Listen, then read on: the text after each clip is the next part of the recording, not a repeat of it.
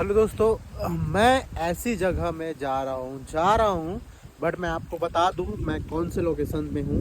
ठीक है, देख सकते हैं व्यू दोस्तों, देख सकते हैं ये है कोरबा कॉफ़ी पॉइंट का नज़ारा। देख सकते हैं मैं अभी इधर से लेमरू होते हुए मैं निकलूँगा एक ऐसी जगह।